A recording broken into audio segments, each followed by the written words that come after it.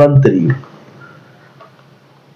அநேகமாக நினைக்கிறேன் 10ஆம் தேதி அமெரிக்க அதிபர்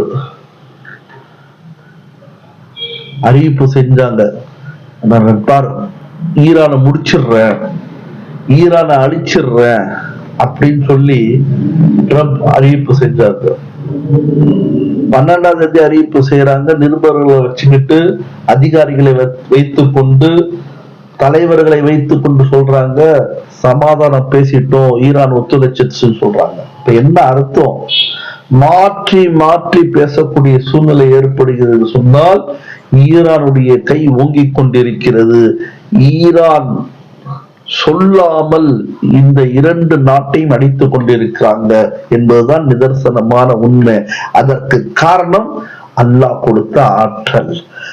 அல்லாஹ் ஏற்கனவே ரசூலுல்லாஹி ஸல்லல்லாஹு அலைஹி வஸல்லம் மூலமாக, வஹீ மூலமாக, லவ் கானல் ஈமானு இன்த சுரையா பிஸ்ஸுரையா, லவ் கானல் தீனு பிஸ்ஸுரையா என்று நாயகம் ஸல்லல்லாஹு அலைஹி வஸல்லம் சொன்ன ஹதீஸை நான் மேலே சொன்னேன்.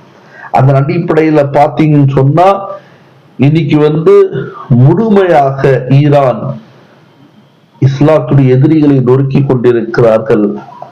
அதான் நல்லா பார்த்துங்க, இஸ்லாத்துடைய எதிரிகள் பாசிஸ்டுகள் எவ்வளவுலாம் அநியாயம் செய்வாங்களோ செஞ்சு